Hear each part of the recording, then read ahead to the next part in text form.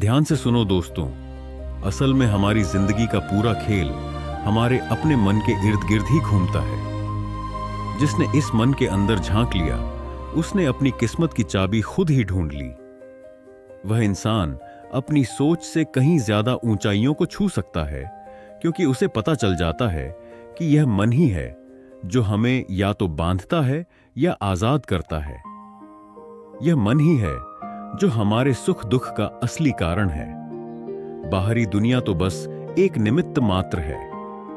चलिए, इसी मन के रहस्य को समझने के लिए हम प्राचीन काल की उन युक्तियों को एक दिलचस्प कहानी के जरिए जानेंगे। बात सदियों पुरानी है, जब जीवन की रफ्तार आज जैसी तेज नहीं थी और लोग अपने मन की गहराइयों को समझने के लिए समय निकालते थे। एक बहुत बड़ा सेठ, जिसके पास धन दौलत की कोई कमी नहीं थी, वह हर सुख सुविधा से परिपूर्ण था।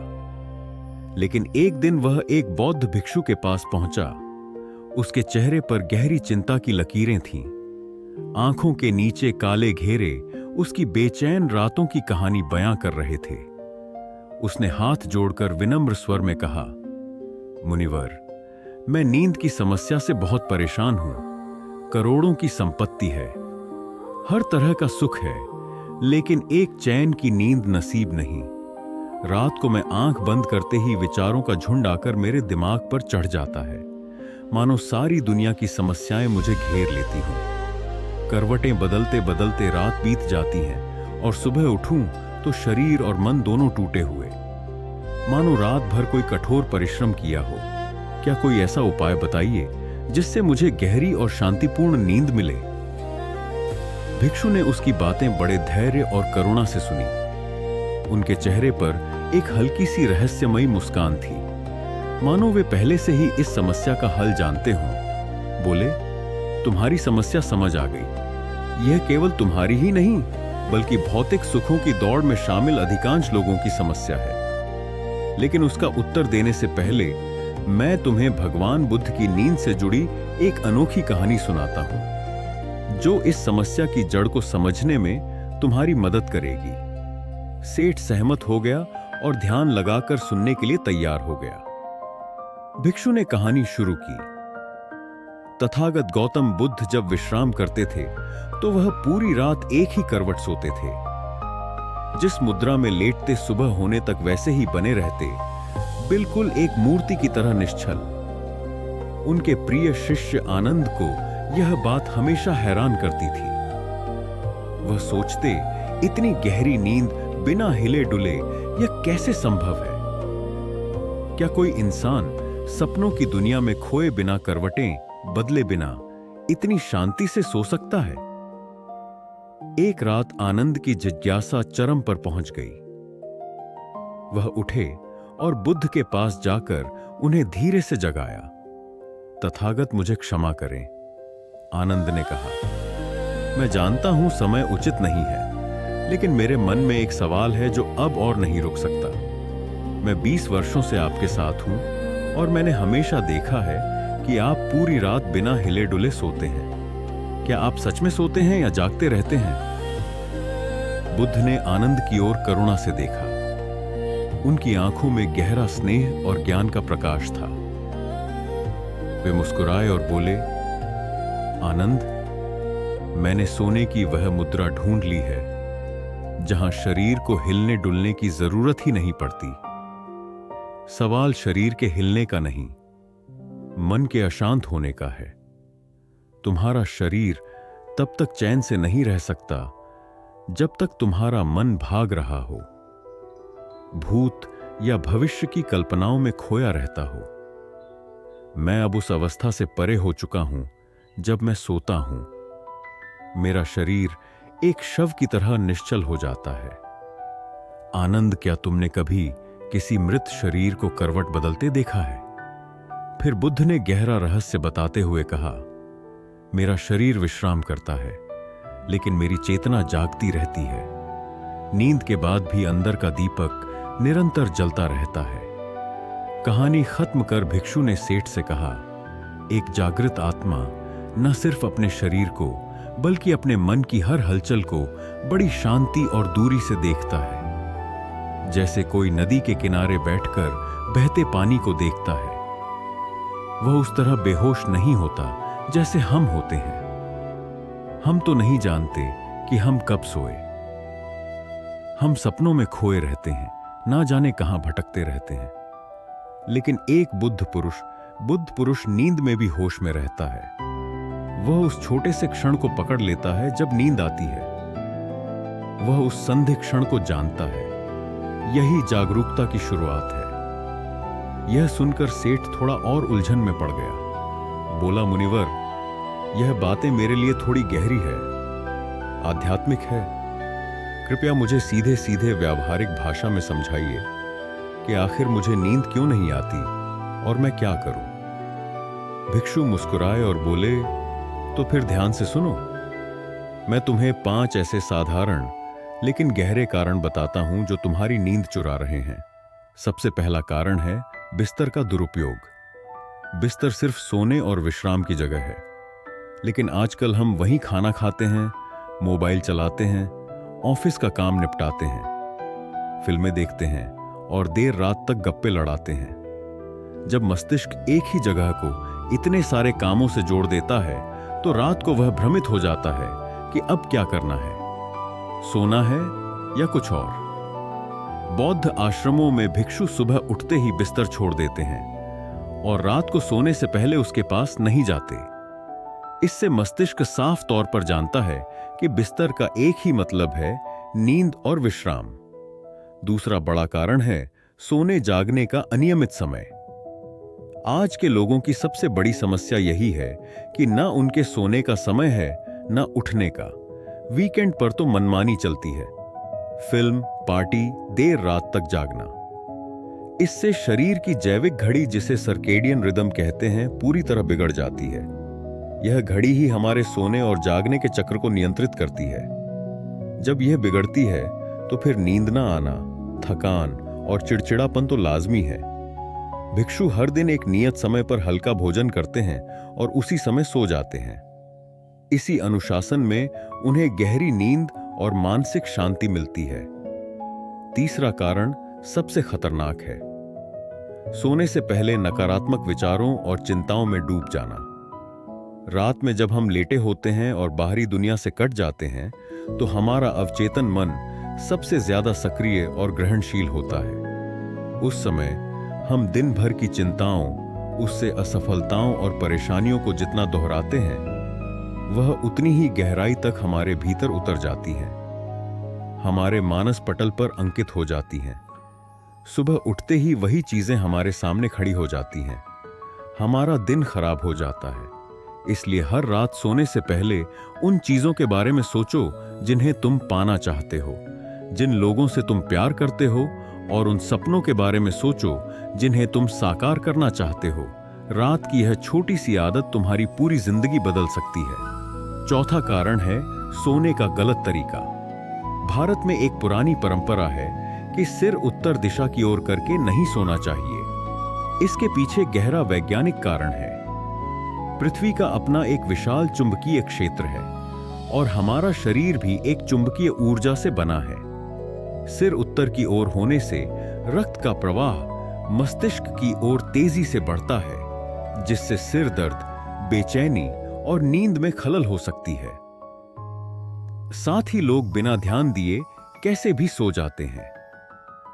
पेट के बल या मुड़कर इससे रीढ़ की हड्डी पर दबाव पड़ता है, सांस लेने में तकलीफ होती है और शरीर को गहरा विश्राम नहीं मिल पाता। सोना भी एक कला है। या तो पीठ के बल सीधे लेटें या फिर बाईं करवट लेकर, ना बहुत मोटे गद्दे पर सोएं जिससे रियर हच झुके, ना ही बहुत ऊंचा तकिया इस्तेमाल करें जिससे गर्दन में तनाव आए। पांचवा कारण है रात का भारी और देर से किया गया भोजन। जब हम रात में देर से और वसायुक्त तला भुना या मीठा भोजन करते हैं तो शरीर की सारी ऊर्जा उसे पचाने में व्यस्त हो जाती है। पाचन तंत्र को पूरी क्षमता से काम करना पड़ता है। ऐसे में दिमाग और शरीर के बाकी अंगों को विश्राम कहां से मिलेगा। कोशिश करो कि रात का खाना हल्का, सुपाच्य हो और सोने से कम 2 या 2.5 घंटे पहले खा लिया जाए। इससे शरीर को भोजन पचाने का समय मिल जाता है और नींद गहरी आती है। सेठ ने बड़ी शिद्दत से यह सब सुना और फिर पूछा, मुनिवर, अब मैं यह सब कारण समझ गया, लेकिन कृपया मुझे कुछ ऐसे सरल और असरदार उपाय भी बताइए जिन्हें मैं रोजाना अपनी दिनचर्या में शामिल करके गहरी और सुकून भरी नींद ले सकूं। भिक्षु ने कहा, मैं तुम्हें कुछ उपाय बताता हूं। इनमें से कोई 2-3 चुन लो जो तुम्हें सबसे सहज और करने लायक लगे। पहला उपाय, रात को सोने से पहले गुनगुने पानी से स्नान कर लो। यह दिन भर की थकान और तनाव को धो देता है, मांसपेशियों को आराम मिलता है और शरीर मन को शांत करता है। दूसरा उपाय, अगर संभव हो तो शयन कक्ष में रात को सरसों या तिल के तेल का एक छोटा दीपक जलाओ। यह वातावरण को शुद्ध करता है, एक सकारात्मक ऊर्जा का संचार करता है और मन में शांति और सकारात्मकता भरता है। तीसरा उपाय, सोने से पहले 1 गिलास पानी पिए। न बहुत ठंडा न गर्म, बल्कि सामान्य तापमान का पानी। यह शरीर को भीतर से हाइड्रेट और संतुलित करता है। चौथा उपाय, बिस्तर पर लेटते ही आंखें बंद करो और अपनी सांसों पर ध्यान केंद्रित करो, बस कुछ पल के लिए ही सही। यह एक छोटा सा ध्यान है। इस दौरान मन में कृतज्ञता का भाव भर लो, उन सब चीजों के लिए जो तुम्हारे पास हैं। हमारा परिवार, तुम्हारा स्वास्थ्य, तुम्हारी सांसें।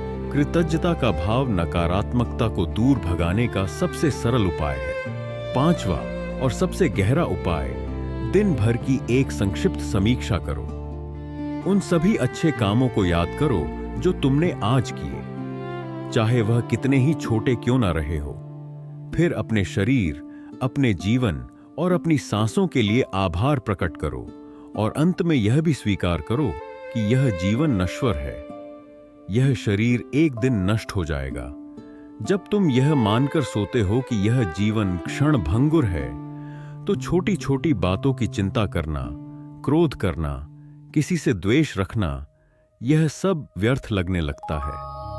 मन गहराई से शांत होता है और नींद एक ध्यान बन जाती है और सुबह उठने का भी एक तरीका है। जैसे ही आंख खुले, तुरंत ना उठे। दोनों हाथों को आपस में रगड़कर गर्म करें और उन्हें अपनी आंखों पर हल्के से रखें। यह शरीर को धीरे धीरे जगाने का संकेत देता है। फिर हमेशा दाईं करवट से उठे।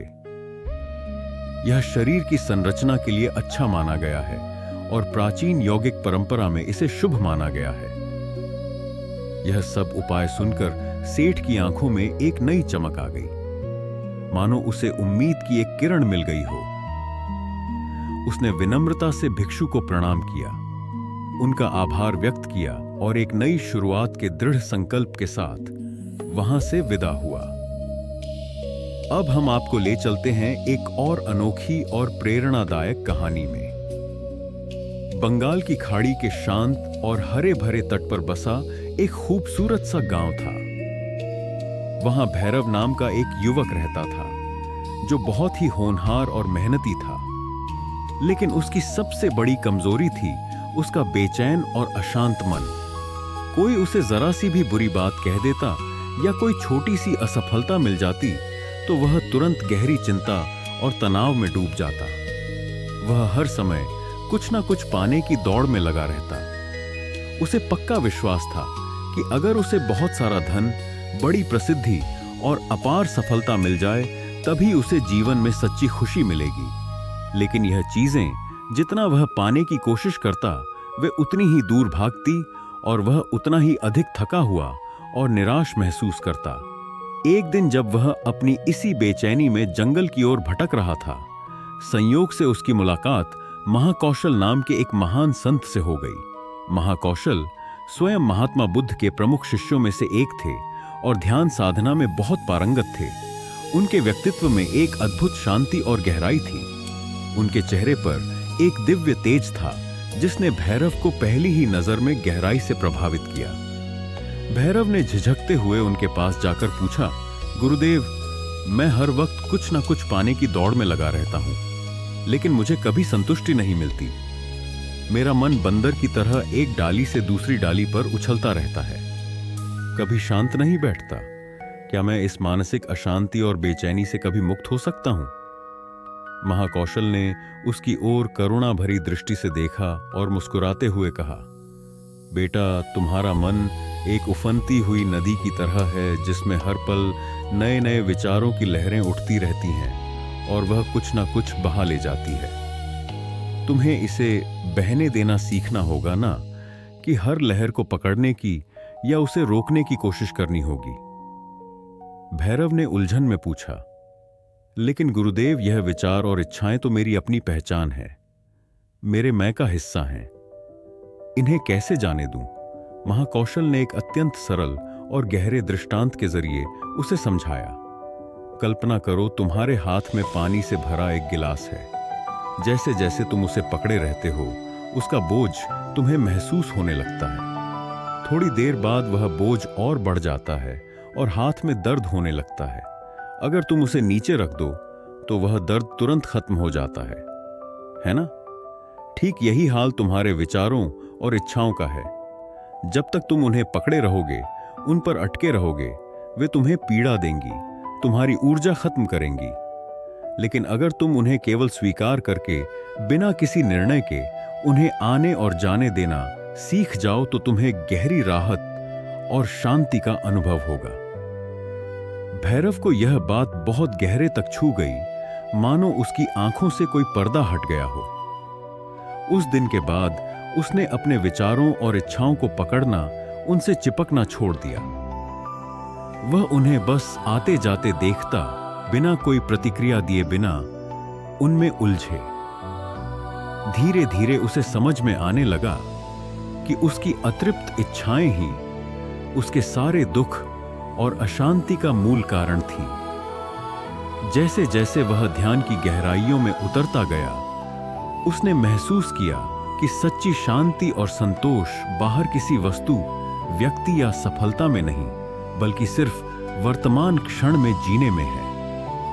अतीत की स्मृतियां और भविष्य की कल्पनाएं तो बस भ्रम है, हमें वर्तमान से दूर ले जाने वाली छाया हैं। भैरव अब एक नए इंसान की तरह बदल चुका था।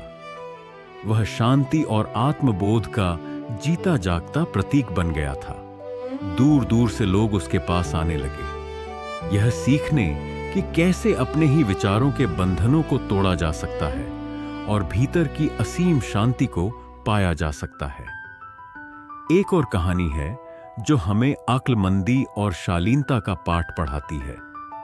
बहुत पुरानी बात है। एक गांव में एक कंजूस और स्वार्थी धोबी रहता था। उसके पास एक गधा था जो रोज कपड़ों के भारी भरकम गड्ढा ढोता था, लेकिन धोबी उसे ठीक से खाना पानी भी नहीं देता था। रात को उसे खुला छोड़ देता, कहीं भी चढ़कर या भटककर अपना पेट भरने। एक रात बहुत थका हुआ और भूखा गधा जंगल की ओर भटक गया। वहां उसकी मुलाकात एक बहुत चालाक और अनुभवी गीदड़ से हुई। गीदड़ ने उसकी दयनीय हालत, उसकी पसलियां और निकली हुई देखी तो पूछा, मित्र, तुम इतने दुबले पतले और उदास क्यों हो? गधे ने अपनी सारी व्यथा, अपने मालिक की कंजूसी और अपनी भूख प्यास का दर्द बता दिया। गीदड़ मुस्कुराया और बोला, तो अब तुम्हारी सारी मुश्किलें खत्म। पास में ही एक राजा का सब्जियों का बाग है। वहां तरह तरह की ताजी सब्जियां हैं, खीरा, ककड़ी, गाजर, मूली, बैंगन, सब कुछ। मैंने वहां एक गुप्त रास्ता बना रखा है जहां से कोई नहीं देख सकता। चलो, आज रात मैं तुम्हें ले चलता हूं और पेट भर खाने को दिलवाता हूं। गधा बहुत खुश हुआ। दोनों ने मिलकर बाग में जमकर सब्जियां खाईं। अब यह उनकी रोज की आदत बन गई। वे रोज रात को उसी गुप्त रास्ते से बाग में घुसते, पेट भर खाते और सुबह होने से पहले लौट जाते। कुछ ही हफ्तों में गधे की सेहत में जबरदस्त बदलाव आ गया। उसकी कमर सीधी हो गई, उसका शरीर चमकने लगा। बालों में रौनक आ गई और उसकी चाल में एक अलग ही आत्मविश्वास झलकने लगा। एक रात भरपेट सब्जियां खाने के बाद गधा भूला नहीं समाया। उसकी अकड़ 7वें आसमान पर थी।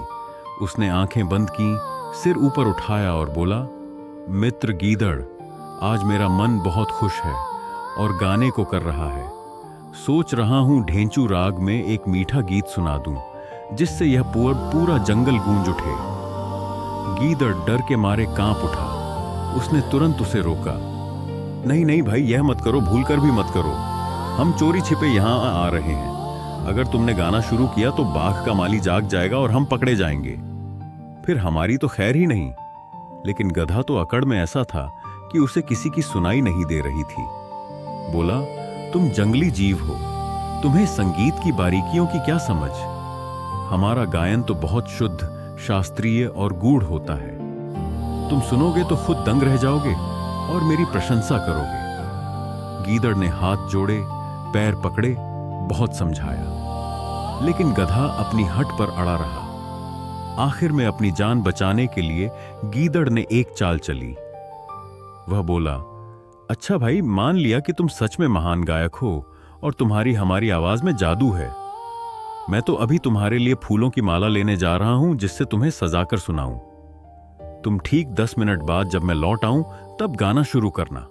इतना कहकर गीदड़ तुरंत वहां से सरक गया और दूर किसी सुरक्षित जगह जा छिपा। गधा बेवकूफ फूला न समाया कि उसके गायन की इतनी इज्जत है। ठीक 10 मिनट बाद उसने ढेंचू राग में इतनी जोरदार और ऊंची आवाज में गाना शुरू किया कि सारा जंगल थर्रा उठा। उसकी कर्कश आवाज सुनकर बाघ का माली और उसके साथी तुरंत जाग गए। वे लाठियां और डंडे लेकर उस दिशा में दौड़े। गधे को देखते ही उन्होंने उसे पकड़ लिया और जमकर उसकी पिटाई की। लाठियों की बौछार से बेचारा गधा वहीं अधमरा होकर गिर पड़ा। यह कहानी हमें यही सिखाती है कि थोड़ी सी समझदारी, विनम्रता और दूसरों की सलाह का सम्मान करना कितना जरूरी है। अपनी क्षमताओं पर इतराना और अक्लमंदी की बातों को अनसुना कर देना हमेशा भारी पड़ता है। एक और कहानी है जो हमें धैर्य, प्रेम और समर्पण की अद्भुत सीख देती है। एक बार हिमालय की गोद में एक शांत और रमणीय आश्रम में एक वृद्ध संत रहते थे। एक दिन एक युवा महिला फूट फूट कर रोती हुई, बिलखती हुई उनके पास पहुंची। उसने अपनी पीड़ा बयां करते हुए बताया कि उसका पति युद्ध से लौटा है तो बिल्कुल बदल गया है। वह उससे बात करता है ना, उसकी ओर देखता है न, हंसता बोलता है। वह हर समय उदास और चिड़चिड़ा रहता है। महिला ने संत से एक जड़ी बूटी मांगी जिससे उसके पति के मन में फिर से प्यार और करुणा जाग जाए। संत ने गंभीर होकर कहा, बेटी, मैं तुम्हें वह जड़ी बूटी जरूर दूंगा, लेकिन उसे बनाने के लिए मुझे एक अत्यंत दुर्लभ वस्तु चाहिए, बाघ की मूंछ का एक बाल। महिला चौंक गई और उसके मन में डर समा गया, लेकिन अपने पति के प्रति उसके प्रेम ने उसे हिम्मत दी और उसने यह कार्य स्वीकार कर लिया। अगली सुबह से ही वह जंगल की ओर जाने लगी। कई दिनों की खोज के बाद उसे नदी किनारे एक विशाल और भयानक बाघ दिखाई दिया। जैसे ही बाघ ने उसे देखा, उसने जोर से दहाड़ लगाई। महिला डर के मारे कांप गई और वहां से भाग खड़ी हुई, लेकिन वह हार मानने वालों में से नहीं थी। वह रोज उसी स्थान पर जाती, कुछ दूरी पर बैठकर बाघ को देखती और फिर लौट आती। धीरे धीरे वह बाघ के थोड़ा और करीब बैठने लगी, उसके आसपास के घास पर बैठकर समय बिताने लगी। बाघ भी अब उसकी उपस्थिति का आदी हो गया और उस पर ध्यान देना बंद कर दिया। कई हफ्तों बाद महिला ने हिम्मत करके बाघ के लिए कुछ मांस ले जाना शुरू किया, जिसे वह दूर से फेंक देती और चुपचाप बैठी रहती। महीने बीतते गए। बाघ उसे पहचानने लगा, उसकी गंध से परिचित हो गया। अब वह उसे देखकर दहाड़ता नहीं था, बल्कि शांति से उसके पास आ जाता और मांस खाने लगता। एक दिन जब बाघ सामने लेटा हुआ था, महिला ने धीरे से उसके पास जाकर उसका सिर सहलाया। बाघ ने कोई प्रतिरोध नहीं किया, बल्कि आंखें बंद करके उसका स्पर्श महसूस करने लगा। कई दिनों तक ऐसा करने के बाद एक दिन उसने बहुत ही सावधानी और धैर्य से बाघ की मूंछ का एक बाल तोड़ लिया। उसका चेहरा अविश्वसनीय खुशी और गर्व से चमक उठा।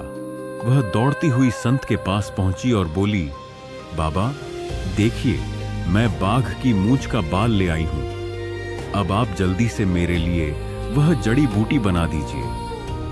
संत ने वह बाल उसके हाथ से लिया, उसे ध्यान से देखा और फिर बिना कुछ बोले उसे वहीं पास में जल रही आग में डाल दिया। महिला चीख पड़ी, आपने ये क्या कर दिया बाबा? इसे पाने के लिए मैंने कितनी कठिनाइयां झेली हैं, कितनी मेहनत की है, अपने प्राणों की बाजी लगाई है और आपने उसे जला दिया। संत ने बड़े शांत और स्नेह भरे स्वर में कहा, बेटी, अब तुम्हें किसी बाहरी जड़ी बूटी की जरूरत नहीं है। जिस असीम धैर्य, अटूट प्रेम और पूर्ण समर्पण से तुमने उस हिंसक बाघ का विश्वास और स्नेह जीता, वही सबसे बड़ी और सच्ची जड़ी बूटी है। अब उन्हीं गुणों को, उसी प्रेम और धैर्य को अपने पति पर लगाओ। मैं विश्वास दिलाता हूं, अवश्य बदल जाएगा डर, चिंता और घबराहट। यह तीनों इंसान के सबसे बड़े दुश्मन हैं, उसकी प्रगति में सबसे बड़ी बाधाएं हैं। यह वो अदृश्य जंजीरें हैं जो हमें आगे बढ़ने से रोकती हैं, हमारे सपनों को पंख लगाने से पहले ही तोड़ देती हैं, हमारी क्षमताओं पर हमें खुद ही शक करने लगती हैं। लेकिन याद रखिए, डर सिर्फ एक भ्रम है, एक मानसिक रचना है। सोचिए, जब एक छोटा बच्चा चलना सीखता है तो क्या वह गिरने से डरता है? वह बार बार गिरता है, लेकिन बिना किसी डर के बार बार उठता है, फिर से कोशिश करता है। अगर वह भी गिरने के डर से बैठ जाता तो आज इंसान चलना ही नहीं सीख पाता। जिंदगी भी कुछ ऐसी ही है, गिरना और उठना इसका एक हिस्सा है। जो डर को हराकर हर बार उठ खड़ा होता है, वही असली विजेता बनता है। क्या आपने कभी गौर किया है कि जिन बातों को लेकर हम सबसे ज्यादा घबराते हैं, उनमें से 90% बातें तो कभी होती ही नहीं। हमारा अपना दिमाग ही छोटी छोटी बातों को बढ़ा चढ़ाकर, भयानक रूप दिखाकर हमारे सामने पेश करता है। गौतम बुद्ध ने इसी सच्चाई को समझाते हुए कहा था, डर तुम्हारे अपने दिमाग का खेल है। जब तुम उसे पहचान लेते हो, उसके मूल को समझ लेते हो, तब वह तुम्हारा कुछ भी नहीं बिगाड़ सकता। तो डर को अपना दुश्मन मत बनाइए, बल्कि उसे अपनी ताकत में बदलिए।